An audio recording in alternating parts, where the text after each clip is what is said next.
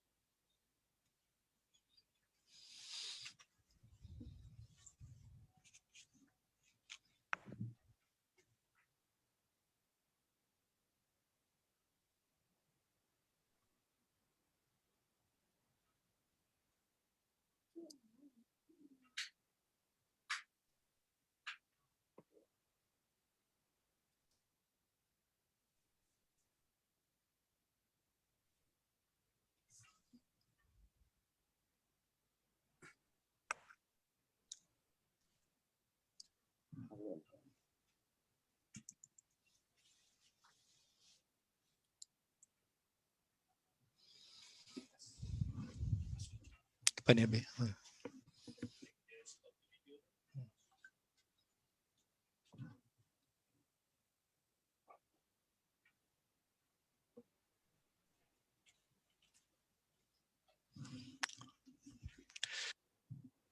Assalamualaikum warahmatullahi wabarakatuh. Salam sejahtera kepada semua warga usahawan kita pada petang ini. Hari ini kita jumpa petang. Selalunya kita bersiaran pagi pukul 11. Tapi hari ini kita bersiaran petang. Tapi tak apa, petang ni kita akan bersama dengan orang-orang hebat ni. 2 orang dah bersama dengan saya. Sebelum tu saya berharap semua warga PKS kita berada dalam keadaan yang baik-baik belaka. Terutama sekarang ni cabaran pandemik tu memang cukup besar. Tapi kita perlu percaya bahawa setiap hari yang mendatang tu pasti ada cabaran. Okey, dan malam tu pastinya akan beralih menjadi siang, yang gelap pastinya akan menemui cahaya kemudiannya, insya-Allah. Okey, Kementerian Pengurusan Usahawan dan Koperasi Medak melalui SME Corp Malaysia meneruskan sesi soal usahawan pada hari ini dengan topik yang berkisar berkaitan dengan pengguna usahawan. Okey, soal usahawan ini adalah satu platform interaksi di antara kaunselor perniagaan SME Corp, agensi kerajaan, institusi kewangan, pakar-pakar berkaitan, usahawan PKS bersama-sama dengan usahawan untuk kita berkongsi program-program pembangunan, latihan, amalan terbaik perniagaan dan pelbagai lagi isu-isu berkaitan pembangunan PKS semasa. Okay, tajuk kita hari ini agak menakutkan sikit. Hidup mati PKS. Itu satu tajuk yang besar. Memang sekarang ini kita semua menghadapi detik yang sukar. Okey, dan PKS ni antara kita kata kumpulan yang terkesan untuk menghadapi gelombang yang memberikan impak yang saya rasa yang sebelum ini tidak pernah dirasai oleh PKS. Saya tak nak cakap panjang lebar, saya nak introduce terus kepada 2 kita punya panel pada hari ini. Yang penting kita dengar daripada mereka nanti. Panel pertama adalah Datuk Nik Hasiuddin Yusof. Apa khabar Datuk? Sihat Alhamdulillah. Alhamdulillah. Datuk Nik ni saya introduce sikit lah. Dia kalau cerita dia punya portfolio, dia punya profil tu panjang tu. Tapi kita bagi sikit-sikit Datuk. Kita bagi sikit-sikit. Okay. Beliau ni merupakan pengarah bebas dan bukan eksekutif bagi Bank Islam Malaysia Berhad, TH Plantation Berhad, Al-Hijah Corporation, dan kita kata pengalaman kalau kata di sektor korporat ni antaranya merupakan pengarah urusan kumpulan dan juga ketua pegawai eksekutif lembaga tabung haji.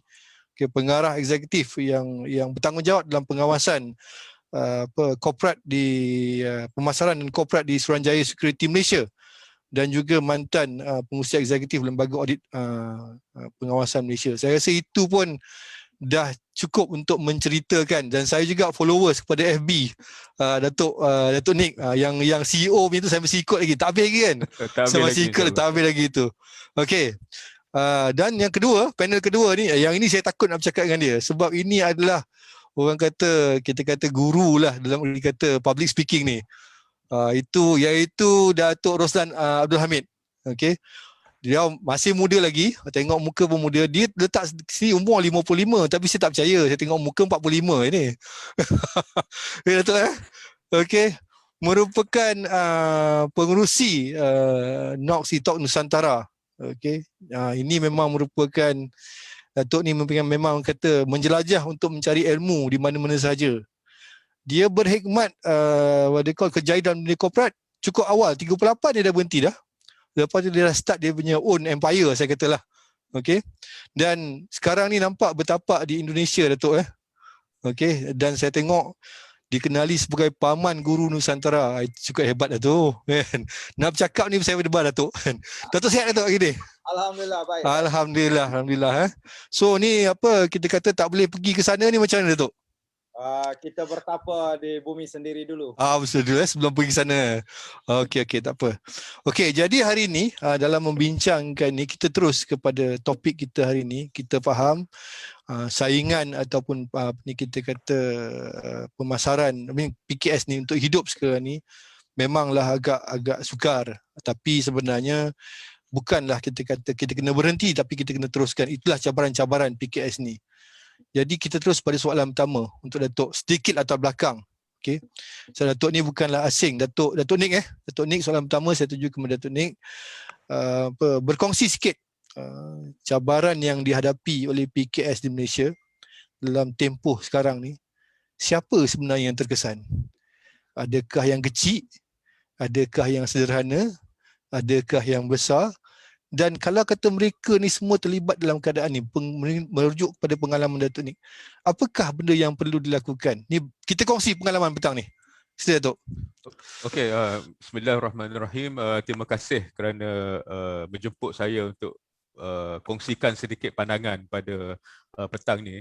Mungkin sebelum saya jawab soalan tu, saya nak bagi sedikit latar belakang tentang isu pandemik COVID ni. Supaya kita dapat gambaran besar apa yang berlaku bukan setakat di Malaysia, di seluruh dunia, dan kemudian kita cuba cari apakah perkara-perkara yang kita perlu buat. Sebenarnya saya rasa tidak ada mana-mana perniagaan kecil atau besar yang menjangka tentang pandemik COVID ni. Daripada tahun lepas sehinggalah apa yang berlaku sehingga sekarang. Jadi pada permulaan pandemik ni, seluruh dunia langkah yang diambil ialah dengan menutup sektor ekonomi, menutup sektor sosial. Jadi apa yang berlaku pada permulaan pandemik ni tahun lepas, dalam lebih kurang suku pertama ataupun sampailah tengah tahun lepas, ialah kehilangan keputusan bekalan. Orang nak membeli ramai, tapi bekalan tak boleh dihantar kerana lapangan terbang tutup, pelabuhan tutup dan sebagainya. Kan? Jadi apabila ekonomi dibuka kembali, bukan setakat di Malaysia tapi di banyak tempat, kita nampak lonjakan ekonomi tu. Tapi dalam tempoh yang ditutup tu, kita kehilangan produktiviti. Maknanya kalau kita ada perniagaan, kita ada kilang, kita ada mesin, tapi tak boleh nak keluarkan apa-apa, ataupun kalau keluarkan ada barang pun tak boleh jual. Jadi pada masa tu memang sudah ada kesan dari segi pandemik ni. Cuma pada pandangan saya lah, masa tu kebanyakan perniagaan mungkin dia masih ada lagi reserve dia, simpanan dia. Jadi masa wave yang pertama tu memang ada kesan, tapi dan kerajaan pun terus bagi moratorium dan sebagainya. Jadi pada masa itu dapat dibendung kesannya, walaupun semua perniagaan ada kesan. Tapi ada jugalah perniagaan macam sarung tangan getah tu yang melonjak keuntungan sampai berbilion, tapi bukan semua macam tu. Kemudian bila ekonomi dibuka dan kebanyakan negara dia dapat lagi wave kedua, wave ketiga, masa inilah berlaku ketidaktentuan dari segi operasi, misalnya ada yang boleh buka, tak boleh buka. Jadi bila benda ni dah berpanjangan lebih daripada setahun, jadi mungkin yang dulu ada stamina sekarang pun dah letih kan. Dulu kalau ada lagi lah boleh punca-punca simpanan dan sebagainya, sekarang ni makin tiada ataupun memang ketat lah.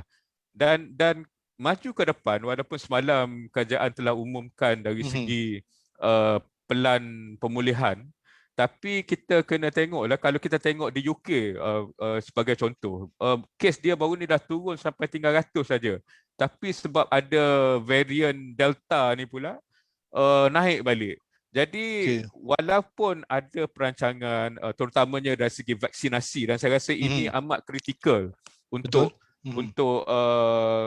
kita semua. Jadi sebab itulah yang mana yang belum cocok tu cepat-cepat minta kena pergilah. kan. Kan? Tapi ini merupakan, jadi kalau kita tengok macam bila di UK bila dah 40% dia punya penduduk dah divaksinasikan, nampaknya ekonomi dapat dibuka. Cuma bila varian D ni, Delta ni naik, kerajaan UK telah menangguhkan pembukaan ekonomi seperti sedia kala. Jadi saya rasa perkara ini akan mungkin menjadi senario di sini. Jadi maknanya dalam tempoh sekarang hingga mungkin 6 bulan lagi ataupun lebih daripada itu, ketidaktentuan itu akan tetap bersama kita lah sebagai terus usahawan. berlaku lah. Jadi sebab itulah yang kita kena ingat, yang satu bukan kita saja yang kena, semua kena. Tapi ini tidak bermakna kita kena duduk diam dan Betul. Saya rasa tahun lepas pun ada banyak bantuan dari segi subsidi upah dan seumpamanya. Jadi ini memberikan sedikit ruang untuk usahawan untuk bernafas, tapi kita kena tengok ke depan. Cabarannya masih ni lah. Jadi mungkin lepas ni kita cerita macam apa yang harus dilakukan lah oleh usahawan. Okey. So maksudnya ialah kita akan bersama dengan ketidaktentuan ni untuk satu tempoh lagi. Dan sebab dia merupakan rantaian, maksudnya sebenarnya semua terjejas lah. Dan ini pengalaman pertama untuk semua orang. Jadi betul. ada trend untuk diunjurkan ke hadapan, agak sukar. Kita boleh tengoklah kalau mana yang negara yang vaksinasi dia telah ke hadapan tu, nampaknya ekonomi lebih terbuka, sektor sosial lebih terbuka, dan ini perlu untuk perniagaan. Betul. Okey, terima kasih Datuk Nick. Ini kita pergi kepada Datuk Roslan sebagai pembuka katanya.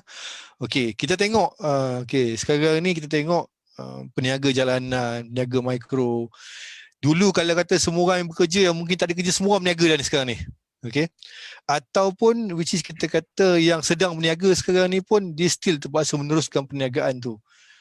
Tetapi satu elemen yang saya rasa cukup penting, ini expertise Datuk Roslan lah, in term of communication. Bagaimana mereka nak berkomunikasi dengan kita kata pelanggan dia untuk memastikan orang kenal produk dia dan sebagainya. Sebab salah satu kekangan ataupun kita kata kelemahan kita punya PKS ni, utamanya dalam industri mikro ni, kadang-kadang produk dia bagus tapi tak sampai pun pada pelanggan tu. Tak tahu pun macam nak menyampaikan tu. Kadang-kadang orang membeli ni sebab orang tu. Betul-betul kena sebab-sebab tu. So saya nak minta Datuk sendirilah, pengalaman Datuk terutama sampai kat Indonesia apa semua ni, bagaimana ataupun boleh bagi sikit panduan atau tips, okey, terutamanya pada industri kecil ni untuk berkomunikasi dengan dia punya pelanggan untuk memastikan mereka ni terus hidup dan terus kekal dalam pasaran tu. Terima kasih Cik Rahim, sahabat saya Datuk Nick Ashuddin yang telah melihat daripada pandangan atas, 30,000 feet view. Saya nak tengok dari sudut jalanan, dari sudut bawah.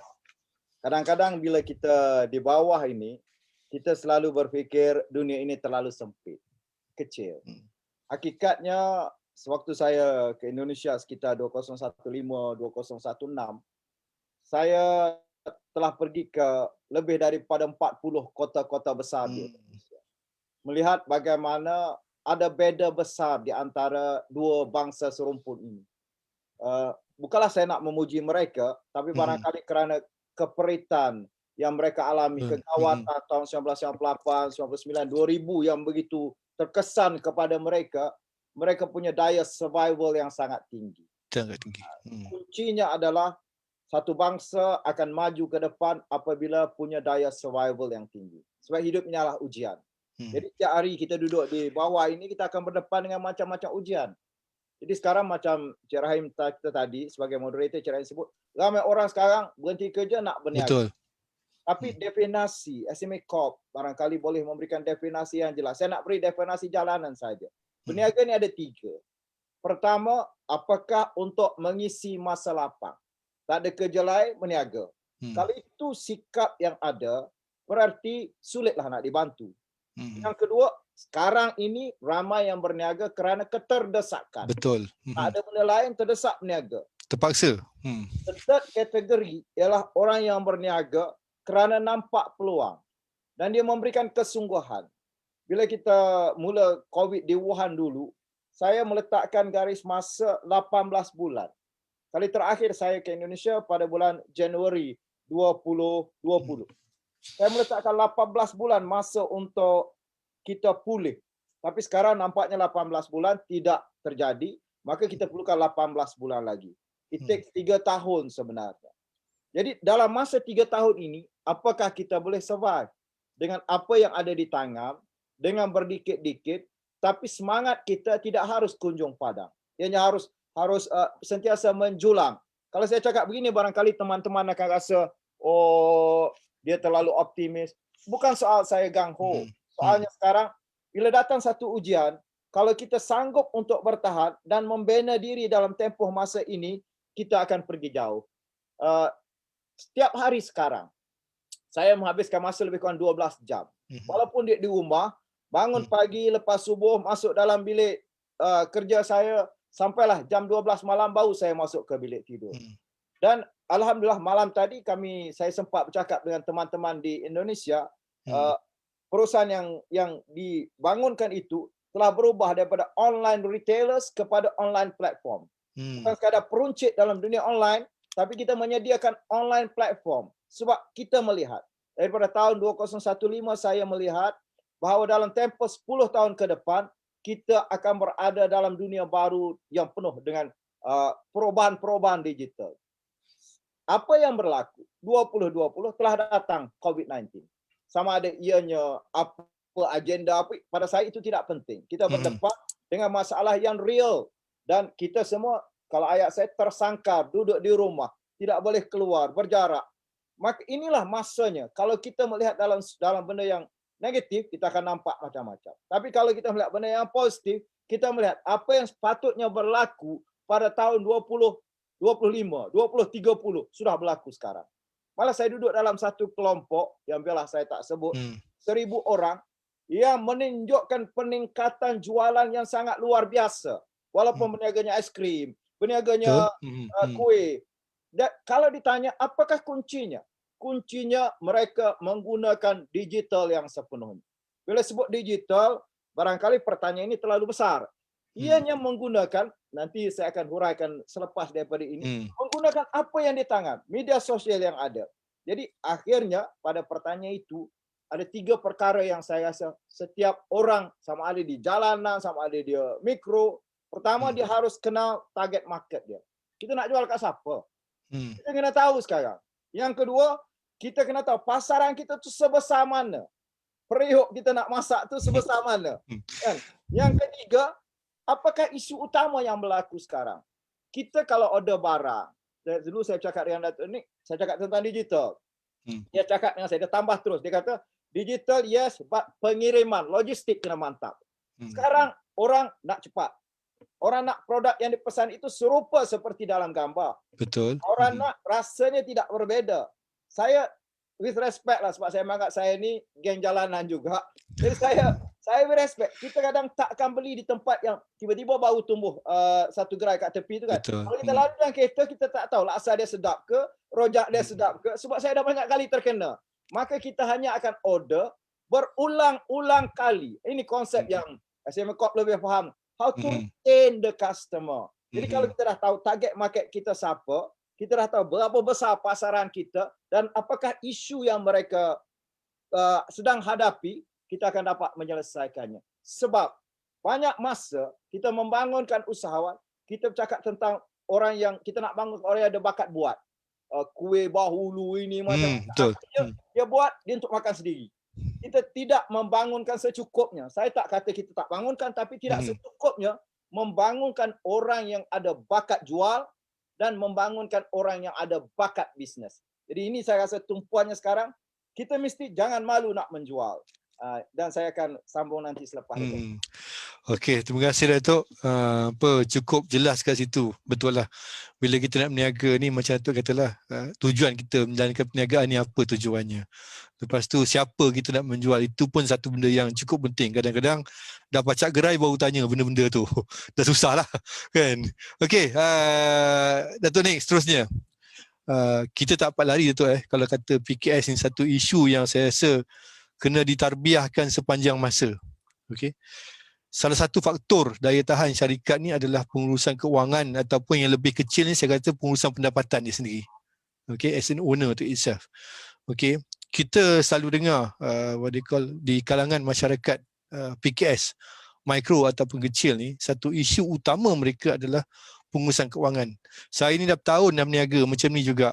Okay, ni kadang duit tu ada Cik Rahim tapi tak tahu gimana. Ada duit tu, jualan tu ada tapi tak pernah ada simpanan, tak pernah ada ni.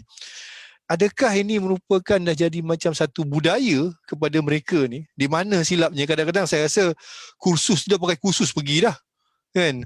Tapi benda tu tak berlaku. Dan bila berlaku perkara yang macam ni, inilah menjadi satu isu yang besar. Waktu itulah rekod perniagaan yang tak ada, datang ke SME Corp minta pembayaran. Ini semua isu-isunya. Mungkin nasihat Datuk kepada mereka lah, terutama Datuk sendiri memang daripada apa kita kata background perakaunan sendiri kan, bagaimana sebenarnya mereka ni sebenarnya perlu melihat faktor pengurusan keuangan sampai satu faktor yang penting untuk survival mereka ni.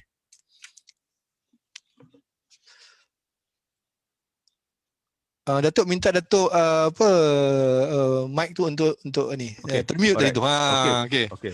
Mungkin saya bincang dalam konteks sekarang yang mana suasana perniagaan amat tertekan. Jadi betul. Untuk menghidupkan perniagaan yang penting ialah aliran tunai. Betul. Mungkin kalau dalam keadaan biasa kita cerita pasal keuntungan, kita cerita pasal pulangan ke atas pelaburan, tapi dalam keadaan sekarang yang penting ialah aliran tunai. Maknanya sekiranya duit masuk kurang daripada duit keluar ataupun dia imbang, maka insya-Allah dalam tempoh yang mencabar ni perniagaan itu dapat berterusan. Okey, kita ambil daripada situ. Okey. Jadi jadi yang pertama jualan lah. Saya rasa jualan tadi Datuk Roslan dah sebut tentang jualan. Tapi apa yang perlu sekarang ialah kita macam mana kita nak menyesuaikan aliran tunai yang masuk dengan aliran tunai yang keluar. Dan biasanya dalam perniagaan dia ada dua jenis kos lah. Kos yang pertama ialah kos tetap. Kos kedua ialah kos yang berkadar dengan aktiviti, berkadar dengan jualan. Jadi banyak yang menjadi masalah kepada perniagaan ialah kos tetap. Dan kos tetap ni biasanya mungkin secara kasarnya kita boleh bagi tiga lah. Yang pertama gaji. Yang kedua mungkin sewa ataupun kos-kos untuk nak menampung kewujudan perniagaan. Betul. Yang ketiga mungkin komitmen keuangan lah, sama ada dengan bank dan sebagainya. Jadi kalau kita ambil tiga perkara ni, yang gaji tu mungkin ini satu isu besar lah, sebab kalau kita tak ada duit, macam mana nak bayar gaji? Jadi kalau ikut apa yang saya perhatikan dulu, di sini perlu ada perbincangan lah di antara majikan, usahawan dengan orang yang bekerja dengan mereka. Dan saya rasa dalam konteks sekarang, semua orang dah tahu COVID ini adalah satu perkara yang datang dengan tiba-tiba, ramai orang tak bersedia. Jadi mungkin perlu ada perbincangan macam mana nak diselaraskan antara pendapatan ataupun aliran tunai syarikat dengan komitmen nak bayar gaji.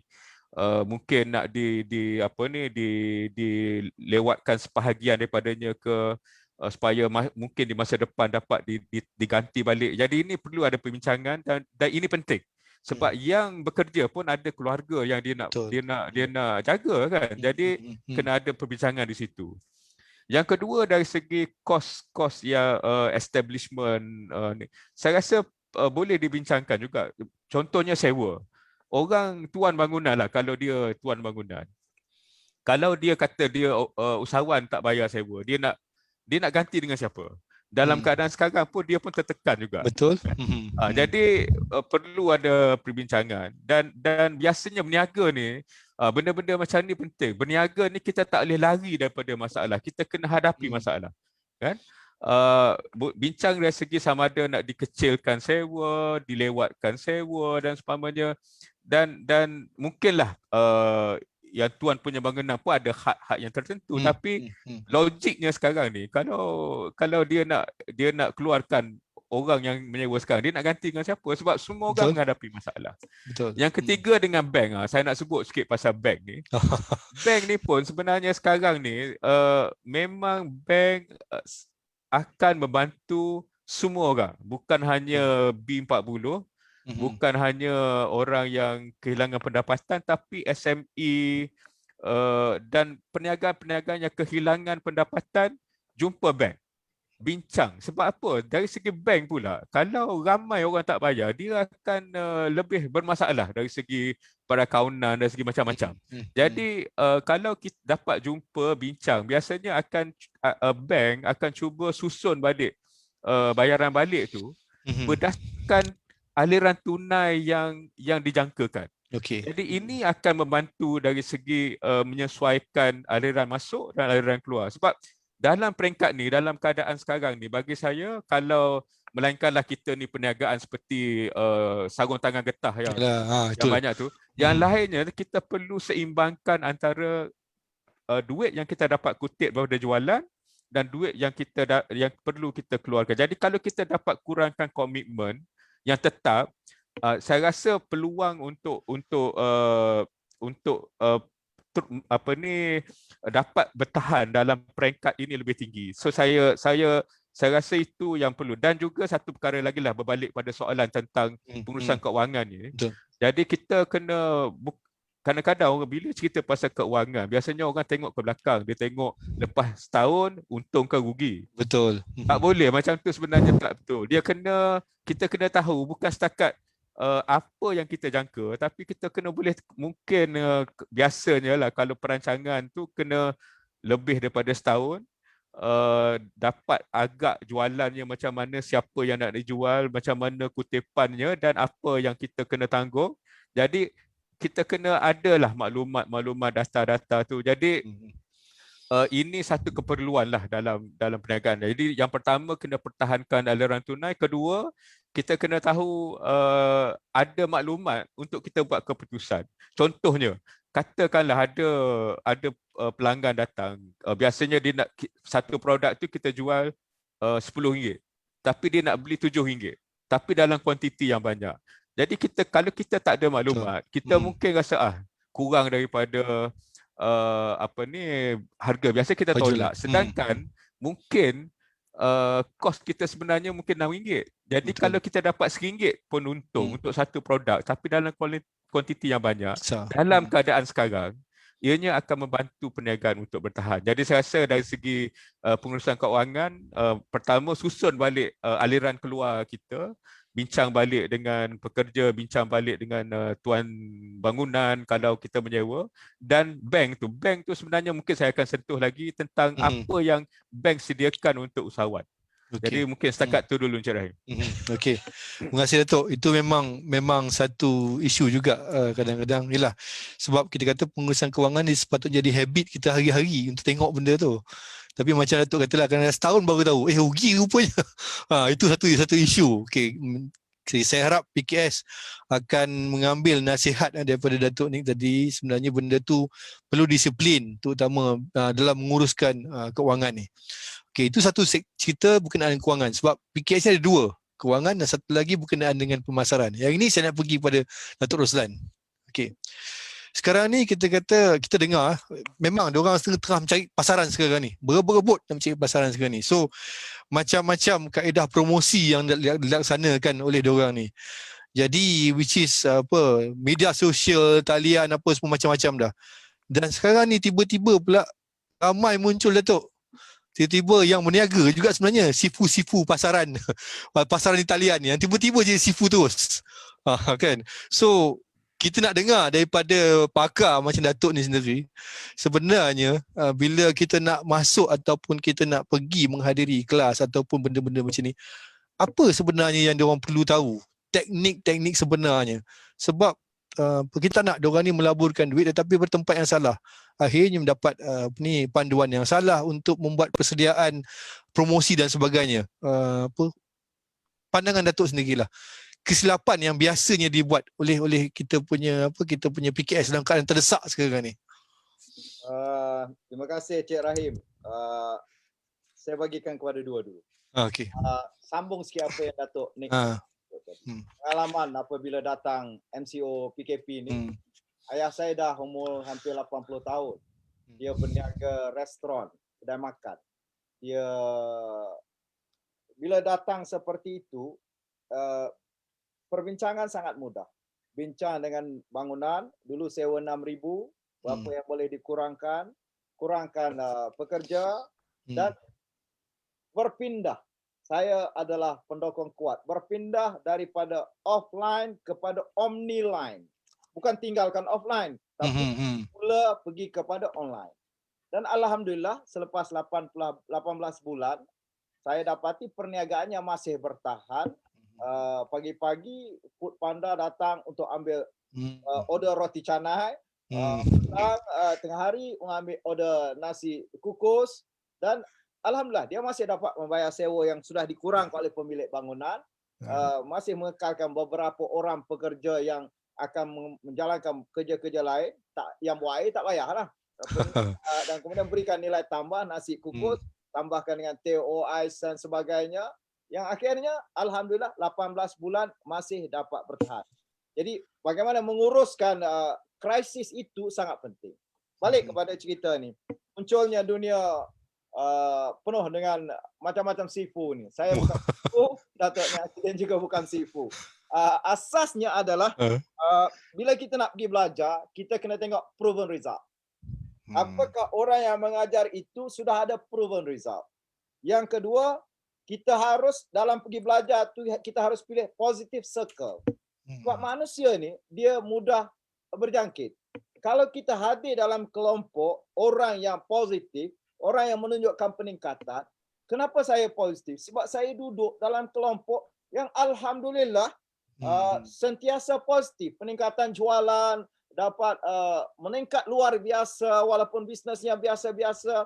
Dan bukanlah bermakna tapi saya mengelak untuk berada dalam tempat orang yang meratap, pilu, berhati sayu, dunia dah nak kiamat, kerajaan ini tak betul apa. Tidak ada istilah menyokong mana-mana pihak, tapi istilahnya adalah kita harus melakukan apa yang kita harus lakukan. Jadi berbalik kepada bagaimana kita nak menarik perhatian pelanggan. Yang pertama, P yang pertama ialah produk. Dalam keadaan sekarang, produk mesti cukup berkualiti. Produk mesti menepati apa yang pelanggan inginkan. Jadi kalau kita buat masakan atau apa juga, pastikan ianya lebih baik daripada dulu. Saya beritahu isteri saya, tadi baru saya beritahu habis saya keluar, saya kata, orang yang menjual ini mestilah memasak sesuatu yang lebih baik daripada yang dia makan kat rumah. Kalau dia nak menjual. Sebab kita nak customer repeat orders. Customer yang kita tahu bahawa sekarang traffic lalu lintas pelanggan ni ada di mana-mana. Bagaimana dia akan jadi leads kita, kemudian dia akan berubah menjadi customer. Kita nak mereka ni sampai ke peringkat menjadi klien kita. Akan datang terus membeli dan membeli. Jadi yang keduanya adalah personality. Kita harus menjadi personality yang dipercayai. Yang trust ni sangat berkurangan sekarang. Sebab dalam dunia sekarang apa-apa saja boleh berlaku. Tapi kalau kita sudah menjadi personality yang dipercayai, hebatnya digital ni, emas pun orang jual secara online sekarang. Bayangkan, emas orang jual online. Kenapa orang membeli dengan orang yang menjual emas secara online? Sebab trust. Dia punya personality yang dipercayai. Testimoninya sangat bagus. Yang ketiga, mesti penambahan ilmu yang tepat. Saya sebut bahawa janganlah ilmu korporat dibawa kepada ilmu jalanan. Tapi yang jalanan ni pula, janganlah jalanan yang seolah-olah tak tahu apa-apa. Kita harus tahu macam wang masuk, wang keluar. Tadi Datuk Nick sebut, saya bertemu dengan beberapa accountant yang mengurus banyak syarikat yang salesnya sekitar 5, 6, 10 juta ni. Mereka meminta saya membuat sedikit semakan kepada bisnes mereka. Hakikatnya, memang accountant yang memang lulusan universiti dalam dan luar negara. Tapi bila kita minta buat business planning, nak buat projection. Nampaknya dia tidak ada business sense itu untuk menjangkakan apa berlaku. Dan dalam keadaan sekarang, kita mesti berubah channel. Gamesnya sudah berubah. Kalau kita masih kekal di games yang lama, kita ada problem. Kaedah yang paling efektif adalah menggunakan media sosial. Ni nak menjawab soalan tu. Sama ada FB, sama ada Instagram. Kita bermain media sosial, FB, Instagram, TikTok, YouTube ini, kita ada tujuan. Sebab di sinilah manusia, di mana manusia berhimpun, di situ uang berkumpul. Manusia sekarang 8 hingga 9 jam, mungkin 12 jam dalam keadaan PKP ini, duduk dengan telefon di tangan. Dan mereka duduk melihat dalam media sosial. Jadi live adalah kaedah yang paling efektif untuk menembus pasaran. Ianya pintu besar kepada pemasaran. Sebab itu dulu saya sebut tentang 3 perkara. Pertama, mindset mastery. Yang kedua, persuasive public speaking. Yang ketiga, tentang entrepreneurial mastery. Jadi orang akan tanya, kenapa yang you masuk ilmu public speaking tu? Sebab gambaran public speaking kita ni adalah tentang ahli politik, apa sebagainya. Sebenarnya, public speaking dalam dunia sekarang ialah bercakap di depan kamera ataupun bercakap di depan handphone. Bercakap di mana-mana. Kerana kebolehan kita untuk bercakap, berstorytelling, bercerita, bersembang, menyebabkan orang leka 10-15 jam. Malah dikatakan siapa yang buat live 3 kali sehari secara konsisten, tepat waktu, macam berita 8.30, macam berita 5.30, macam berita pukul 12.30, mungkin 100 hari yang pertama, sumpahan 100 hari, tak ada masa yang tengok. Tak ada orang, tak view, tak ada pun. Tetapi disitulah kekuatan mindset mastery. Terus melakukannya. Dan akhirnya bila sampai kepada the boiling point, orang akan mula menonton dan menonton. Jadi asasnya dia ada banyak taktik lah. Content mesti 60%, engagement tegur-tegur, borak-borak 30%. Last kali CTA itu adalah 10%. Bagaimana menutup jualan, berikan. Kalau orang tak beli hari pertama tak apa. Tapi ramai orang, rata-rata dalam 1,000 orang yang saya duduk dalam satu circle itu, menyebut live adalah pintu gerbang besar kepada pemasaran dan mereka meningkatkan jualan. But back to basic. Business basicnya adalah produk mesti bagus. Dan kalau kita tak ada produk, dalam keadaan sekarang kita tak ada produk lah. Tak ada produk, ambil produk orang. Kita kan ada handphone, gunakan sahaja. Dan kalau kita tak pandai bercakap, jangan risau. Lalui sumpah 100 hari dan kita akan bercakap. Saya kembalikan semula pada Cik Rahim. Okey, itu dia punya, saya terpikat dengan di mana manusia berkumpul, di situ wang terkumpul. Itu saya simpan tu Datuk. Itu memang saya akan simpan. Kan? Betul, itu merupakan satu benda yang kata apa, benda tu dah ada kat tangan kita sebenarnya. Handphone apa semua. Itu sebab saya kata tadi saya nampak bila saya follow Datuk punya media sosial dan sebagainya, saya nampak kalau kita boleh tukar pengetahuan berkenaan public speaking ke dalam handphone ni, sebenarnya dia merupakan satu senjata yang cukup ampuh sebenarnya untuk memasarkan produk kita ni. Datuk Nia Syudin adalah merupakan kawan saya lama dan memang ada kelebihan yang tersendiri.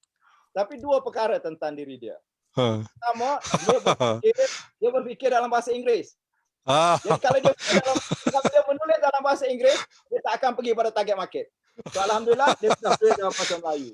Yang kedua, dia konsisten. 7.30 pagi dia akan posting dia punya posting. Dan posting itu bukan sehari, bukan 2 hari. Betul. 2 hari tambah jadi 6 hari, kita paksa dia tambah jadi 66 hari pula.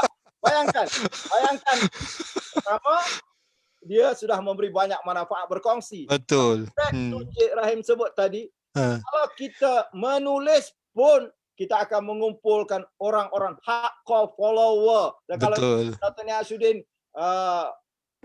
Syudin jualkan satu perkara lah, ramai akan beli lepas daripada. Betul. Itu sebabnya. Saya tu hari tu bila Datuk Ni kata dia nak clean up dia punya FB, risau kan nama saya terkeluar. Kan? Sebab memang saya ikut. Dia punya on the CEO part tu memang saya ikut satu-satu. Saya tahu dah, okey hari ni tajuk ni dah jadi macam satu buku dan memang benda tu amat orang kata apa terkesan kepada saya. Memang betul Datuk Roslan kata kalau Datuk ni jual, memang saya beli dah. Dah percaya dah memang beli. Kan? Okey, Datuk Nik, ini apa kita nak berkongsi pula. Ni sedikit berkenaan dengan ini cerita hangat sikit lah. Okey. Situasi sekarang ni. Kita kata ancaman perniagaan ni datang daripada luar. Okey. Salah satu faktor luarnya adalah polisi kerajaan tu itself. Okey, yang kadang-kadang terpaksa bertukar dan sebagainya. Saya bagi satu example lah. Bila kata-kata faktor luar ni, persekitaran ni dia melibatkan perubahan pelanggan kita dari segi dia punya sikap, tabiat, masa, spending dia, itu semua kita kata berubah. Contoh macam dulu, sekarang ni kita kata berniaga sampai pukul 8. Saya tengok yang berniaga burger dulu buat malam pun sekarang dah buat siang dah. Semua dah terhimpit kat situ. Itu adalah situasi-situasi yang mungkin berlaku. Okey, dari segi pengalaman Datuk Nik, bila keadaan jadi macam ni, peniaga kita ni kadang-kadang ada juga yang tak nak berubah macam Datuk Roslan. Banyak kali bagi tahu pergilah kepada online dan sebagainya. Tapi ada tak berubah, masih lagi terikat dengan conventional way of doing business ni. Okay, nasihat Datuk lah. Macam mana sebenarnya kaedah untuk mereka mengatasi situasi atau perubahan persekitaran yang berlaku ni dalam perniagaan diorang? Apa ni, dia mahu tak mahu. Bila kita berniaga, kita kena sesuaikan dengan keadaan. Cerita COVID ni pun, kita sekarang ni dah bulan 6. Maknanya dah ada 18 bulan punya pengalaman. Jadi kita tak boleh nak berharap apa yang kita nak. Kita kena baca keadaan. Maknanya kita dah tahu kerajaan pun dia nak kata program apa ni macam mana ekonomi sektor ekonomi akan dibuka, dia pun tak boleh bagi dengan tepat sebab banyak benda yang sentiasa berubah. Jadi saya setuju dengan apa yang Datuk Roslan sebut. Maknanya kita kena tengok model perniagaan, macam mana kita berniaga tu dan sesuaikan. Dan saya rasa kadang-kadang benda ni bukannya kompleks sangat. Sambil contoh anak saya lah. Kadang anak saya dia macam Datuk Roslan kata, kalau tak ada produk sendiri, jual produk orang. Dia jual yang apa nasi belau air dingin. Betul. Maknanya daripada Kota Baru dia hantar ke Kuala Lumpur. Kan? Kemudian di Kuala Lumpur dia bukan, walaupun dia berniaga di tepi jalan, tapi pasarannya bukannya hanya di lokasi tu. Jadi ada juga sekarang ni orang yang order daripada apa ni Damansara, order daripada Jalan Tun Razak dan kita gunalah Lamove ke apa-apa yang maknanya kita kena sesuaikan perniagaan. Dan kalau kita boleh tingkatkan jualan dengan contohnya tadi kan Datuk Roslan guna terma omni channel, maknanya channel jualan tu bukannya satu tapi pelbagai. Jadi benda yang sama, nasi berlauk daripada Kelantan dan sudah dikenali. Jadi kita tak perlu lagi nak cerita pasal kualiti. Cuma sekarang ni macam mana kita nak perluaskan perniagaan, jadi macam tu. Anak saya seorang lagi, dia dulu jual kek dan kuzi. Satu kek pavlova dan kuzi. Kuzi ni satu apa ni masakan Kelantan lah. Dia memang jual daripada rumah. Asalnya saya lah yang bayar elektrik apa, lepas tu dia pergi pindah rumah dia sendiri, dia bayar elektrik dia sendiri. Tapi apa yang berlaku bila masuk PKP, kuzi ni sebab dia berkuah, dia susah nak dihantar melalui melalui Grab ke semua. Jadi apa yang dia buat, dia tutup kuzi, dia hanya fokus pada pavlova. Dan apa yang dia buat, pavlova tu dia jual untuk hari-hari tertentu seperti hari jadi lah, dulu adalah kahwin apa. Jadi dengan dia ubah dia punya perniagaan sesuaikan dengan keadaan, dia punya pasaran bukan setakat dapat kekal, malah meningkat kan. Jadi kita kena fleksibel. Cuma dari segi niaga ni kita kena tahulah pelanggan kita ni kat mana, dia orang ni demam ke tak demam. Sebab kalau dia demam akan merembak kepada kita. Betul, kan? jadi maklumat-maklumat ni kena ada. Dan balik kepada poin tadi tentang pengurusan keuangan pun. Walaupun kita ada rekod dari segi apa yang telah berlaku, dalam perniagaan ni yang lebih penting ialah apa yang akan berlaku. Memang kita tak tahu apa yang akan berlaku besok, tapi kita ada keupayaan untuk merancang. Kita boleh rancang dari segi jualan, kita boleh rancang dari segi pengeluaran, kita boleh rancang dari segi penghantaran, kita boleh merancang dari segi keuangan. Jadi berniaga dengan melihat ke hadapan amat penting. Sebab kalau kita hanya tengok ke belakang, kita tak tahu apa yang ada di depan kita tu. Jadi mungkin kita terlanggar ke, dilanggar ke. Jadi sebab itulah maklumat ni penting lah dalam niaga kan. Maknanya saya rasa kalau tanya saya lah balik kepada tadi, fokus pada nak pastikan aliran tunai teguh ataupun sekurang-kurangnya dapat memenuhi komitmen, uruskan komitmen tu, tapi yang lebih penting ialah kita kena sesuaikan perniagaan kita dengan apa yang berlaku. Memang kalau berniaga ni biasalah kita boleh salahkan semua orang tentang semua perkara, tapi kita kena ambil tanggungjawab bahawa kita boleh rancang, lakukan apa yang dalam bidang kuasa ataupun keupayaan kita untuk mengurus, tapi kalau tak ada perancangan, ini akan menjadi lebih mencabarlah. Jadi cuba sesuaikan diri, perhati apa yang memberi kesan kepada perniagaan kita dan cuba uruskan tu, dan kalau boleh sesuaikan. Jadi itulah sebab saya nasib baiklah ada 2 orang anak yang berniaga dari rumah, berniaga di tepi jalan, jadi saya boleh dapat perhatikan apa yang mereka buat, dan saya rasa pemasaran tu amat penting sekarang lah, walaupun kita nak pergi daripada offline ke online, tapi kalau tidak ada keupayaan pemasaran, susah jugalah nak sampai kepada pelanggan yang kita tuju tu. Jadi tapi bila ada pelanggan pun, fulfillment ataupun penghantaran pun penting lah. Kalau kita ingat dulu kan, masa mula-mula MCO yang pertama, orang hantar beli sampai lambat sampai, jadi ia memberi impact juga. Jadi sebab tu berniaga ni dia dinamik, dia bukannya garis lurus. Dia garis tu kita tak tahu naik turun. Jadi di sinilah yang kadang-kadang saya sebutlah, you have to kita kena work on the business, bukan in the business. Dan kalau kita dah sibuk sangat mengeluarkan ke menjual, kita lupa tengok perkara-perkara yang di sekeliling perniagaan, mungkin kita terlepas pandang banyak perkara. Okey. Saya terima kasih Datuk. Saya agree. Itu akan pergi kepada soalan saya. Memang Datuk dah bagi cue untuk soalan seterusnya kepada saya, bagi pada Datuk Ruslan. Okey. We should be on the business, not in the business. Okey. Kebanyakan ini kita kata kita dah faham kepada Datuk Ruslan ni, kita tahu dah, which is kita kata berniaga perlu fleksibel dan sebagainya, kita tahu benda tu. Okey, tetapi dalam kita melatih atau polisi kita lah, kita tengoklah, kerana latihan-latihan kita berikan ni, terutama kita kata dalam sebelum COVID ni lah, kebanyakan kita punya training tu ataupun latihan yang kita pergi, terutama di kalangan PKS ni, dia is about in the business. So, dia pergi kepada nak buat karipap lah. Dah selesai karipap sedap, nak jual macam mana? Itu isunya.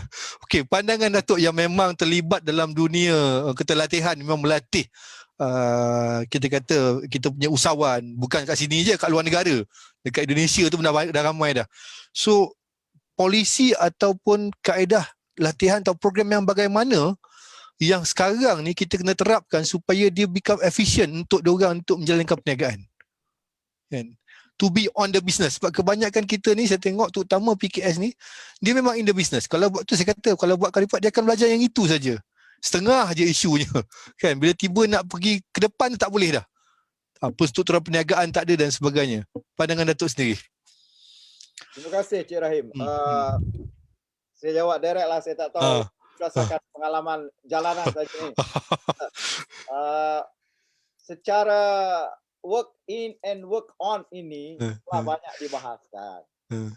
Cuma kalau kita mula bisnes, kita kena tahu tahap-tahap kita berbisnes. Apabila kita mula bisnes, tidak dapat tidak, kita kena work in. 80% work in, 20% work on. Melihat the bigger picture, tapi banyak masa duduk kayuh sendiri dulu. Sebab ini permulaan bisnes. Betul. Tetapi dalam bisnes ni ada 2 perkara yang mesti kita fahami. Pertama, impiannya perlu besar. Kita tak boleh duduk tahap tu saja. Sebab bisnes tak berkembang, dia jatuh. Jadi sekarang ni kalau kita duduk tahap tu, pada saya, itu bukan peniaga jalanan yang mempunyai impian besar. Dia angan-angan mak jenin tu kena pergi sampai kahwin puteri raja. Jadi, asasnya memang begitu. Jadi sekarang angan-angan kena besar, impian kena ada. Jadi apabila sampai ke satu tahap 50-50. Kemudian akhirnya 80-20. Work on the business 80, work in the business 20. Jangan bila dah sampai ada duit, tak masuk jabat, merayau tak tentu arah. So itu yang pertama. Yang kedua ialah daya hidu duit. Bagaimana kita daya hidu duit? Boleh tak kita melihat satu-satu peluang itu? Peluang akan datang, saya sebut peluang sekarang datang dalam dua bentuk. Satu, dia bertunggu tangga depan rumah kita. Tapi kita tak nampak sebab dia diselimut oleh kesulitan. So sukses itu datang dalam selimut kesulitan. Sulit ni. Nak duduk depan tangga tak nampak sebab kesulitan aja ni. Satu lagi, kejayaan ni dia datang pada stesen kejayaan. Macam kita tunggu bas lah. Kita pergi ke stesen dia. Jadi kita ada pilihan. Kita nampak kesulitan, kita kena petakan dalam fikiran kita itu adalah kejayaan yang kesulitan sekarang akan berubah menjadi kejayaan. Ataupun kita pergi ke stesen bas. Kalau kita pergi ke stesen bas, pilih stesen bas yang betul. Kalau tidak, kita akan silap. Jadi berbalik kepada Cik Rahim tanya tadi, apakah bentuk trainingnya? Saya pecahkan kepada 4. Yang pertama, step yang pertama mesti ada kesungguhan. Orang ni memang betul-betul nak jadi peniaga, nak jadi pembisnes, nak jadi usahawan. Sebab kalau kesungguhan ni tak ada, kita tak akan beri komitmen.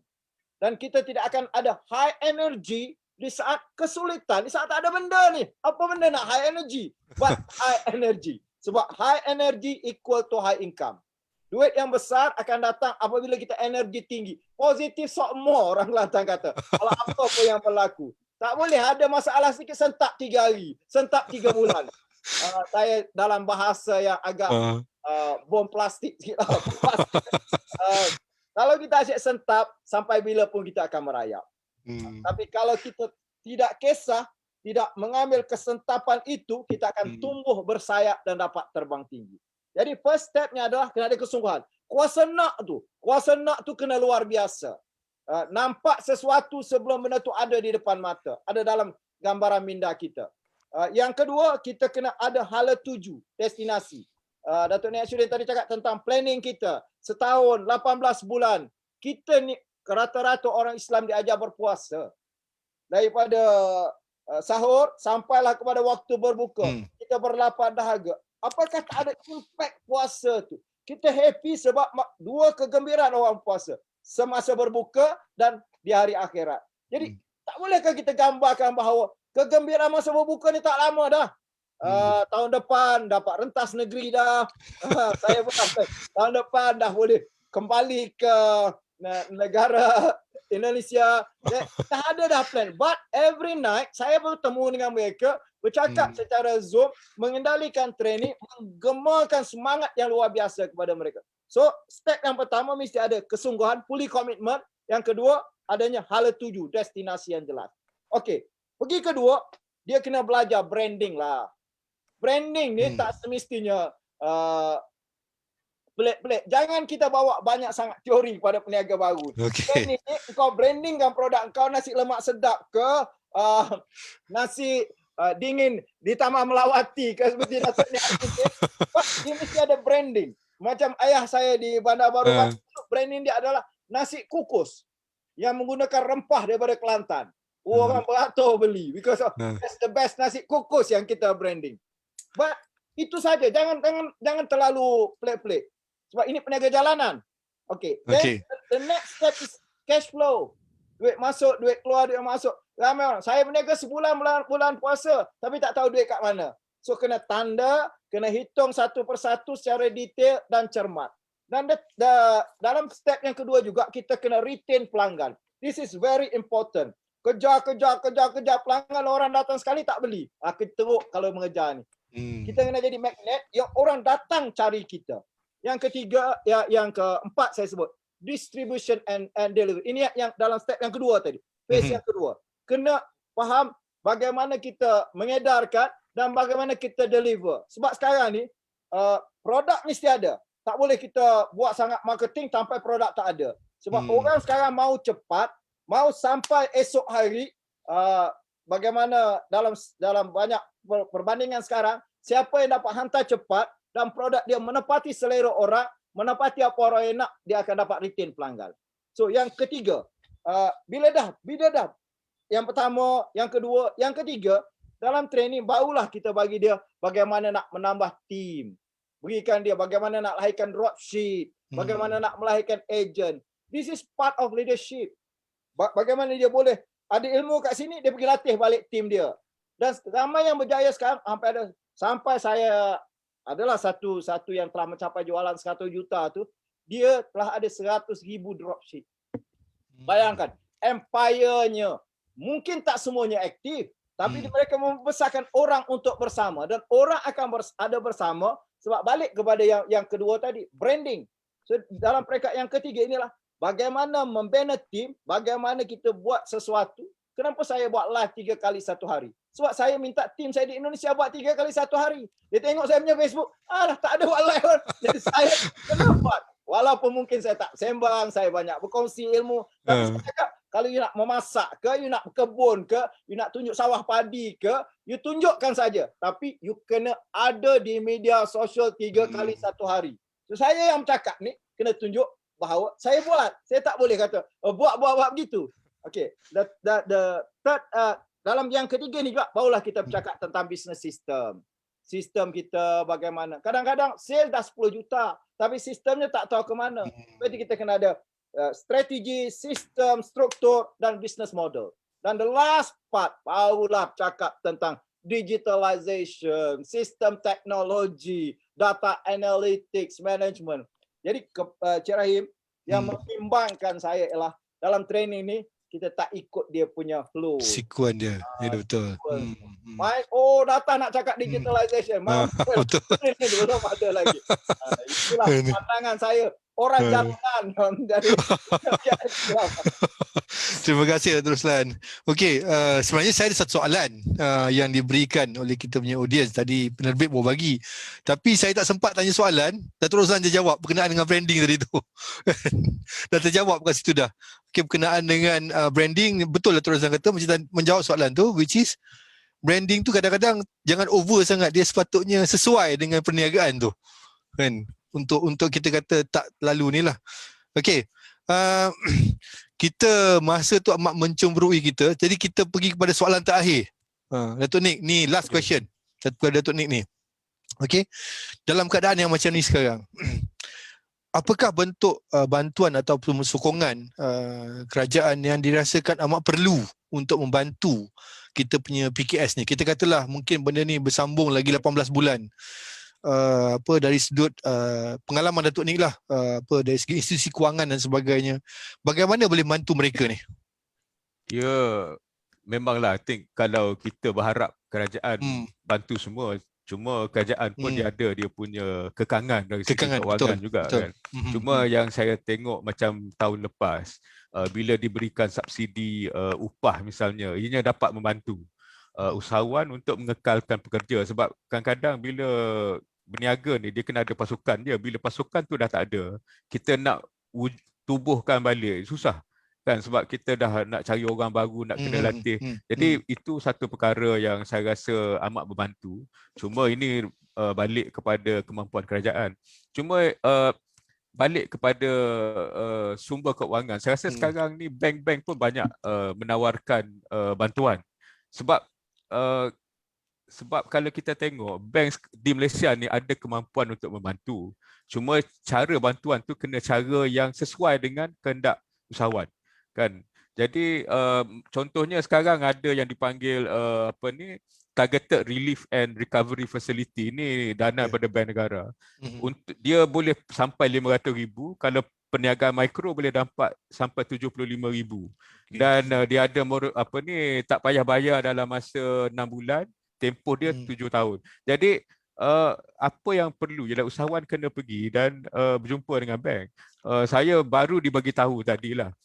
Ada yang bila bank nak telefon, nak tanya, nak bantu, tak dapat nak dihubungi.